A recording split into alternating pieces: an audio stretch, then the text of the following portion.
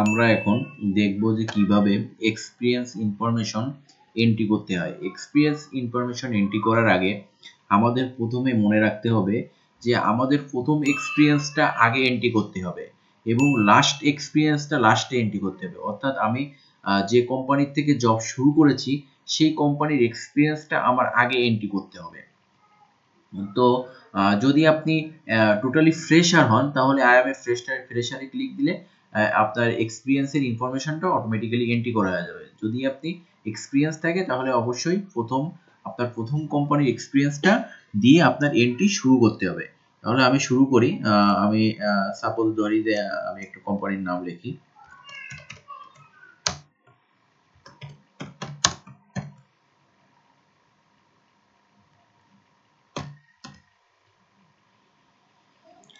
Business type দিই knit dyeing,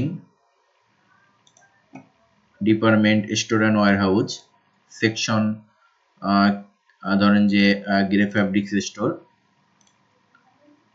আমি ধরেন যে এখানে স্টার্ট ডেজিগনেশন দিই সুপারভাইজার, আর কারেন্ট বা ইন ডেজিগনেশন দিই সিনিয়র সুপারভাইজার।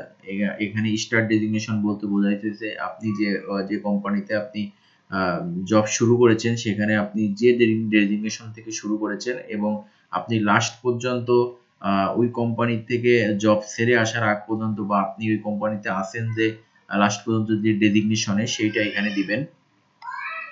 এবং এখানে সিস্টার কনসার্ন যদি আপনার জানা থাকে তাহলে দিবেন, আর না জানা থাকলে দিবেন না। এখানে আপনি ডেট দিবেন, ফ্রম ডেট দিবেন, কবে থেকে আপনি শুরু করেছেন। তো আমি ধরেন যে এখানে দিলাম 2020 সালের জানুয়ারি মাসের 1 তারিখে আমি দিলাম, জানুয়ারি মাসের 1 তারিখে দিলাম এবং আমি 2021 সালের 2021 সালের জানুয়ারি মাসে আমি শেষ করেছি দিলাম, জানুয়ারি মাসের 1 তারিখে আমি শেষ করেছি।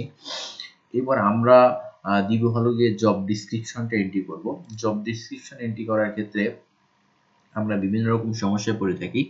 তো আমরা একটু গুরুত্ব সহকারে দেখব যে এখানে আমরা কিভাবে সহজে এটা এন্ট্রি করতে পারি। জব ডিসক্রিপশনে এন্ট্রি করার ক্ষেত্রে আমি সবসময় বলবো যে আপনারা হ্যান্ড রাইটিং করবেন।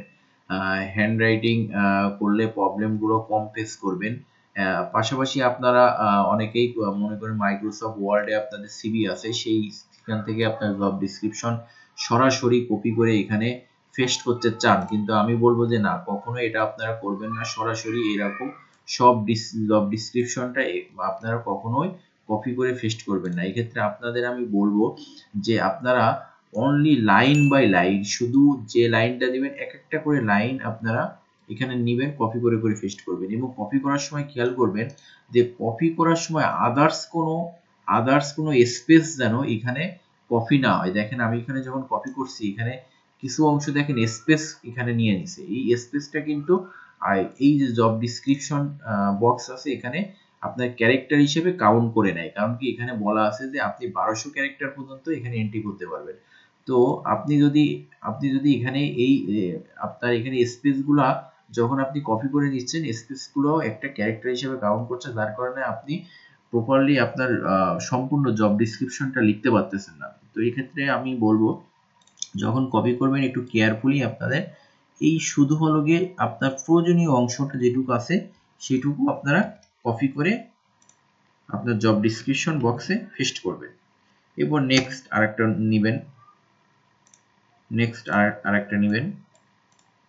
কপি করে নিলেন,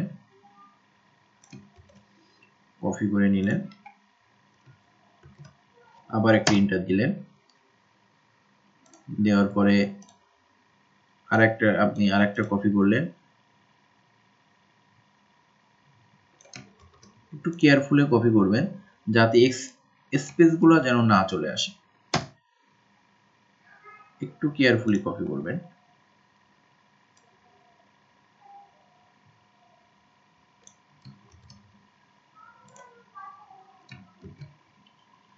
এভাবে আপনারা আপনার জব ডিসক্রিপশনটা কপি করে এভাবে দেখেন। এখনো আপনি 801 ক্যারেক্টার পর্যন্ত এখানে আপনি এন্ট্রি করতে পারবেন।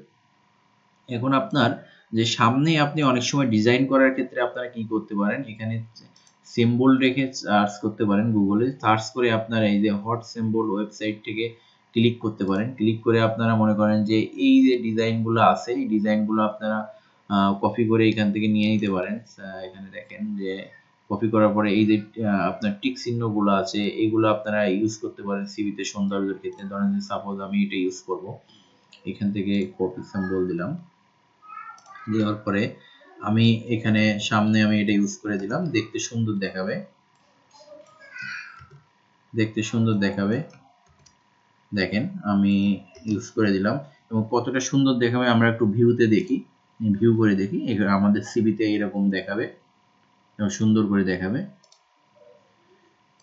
তো এর পরবর্তীতে আমাদের যে অপশনটা আছে সেটা হলো কি attach employee card. Attached employee কার্ডের ক্ষেত্রে আপনাদের শুধুমাত্র রানিং যে জবটায় আছে সেই এমপ্লয়ি কার্ডটা এখানে অ্যাটাচ করতে হবে। এখানে প্রিভিয়াস কোনো এক্সপিরিয়েন্সের আপনার এমপ্লয়ি কার্ড অ্যাটাচ করার প্রয়োজন নেই, আর এটা স্বাভাবিক পারাও যাবে না। যদি আপনার 10টা এক্সপিরিয়েন্স থাকে আজ থেকে 10 বছর আগে, তাহলে ওই এমপ্লয়ি কার্ড অবশ্যই আপনার কাছে না থাকারই কথা।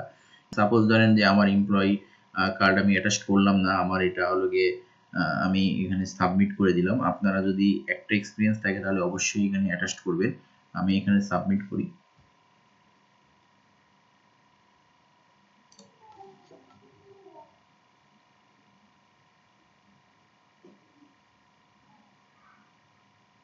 দেখেন কত সুন্দর করে আমার এক্সপিরিয়েন্সটা এন্ট্রি হয়ে গেছে।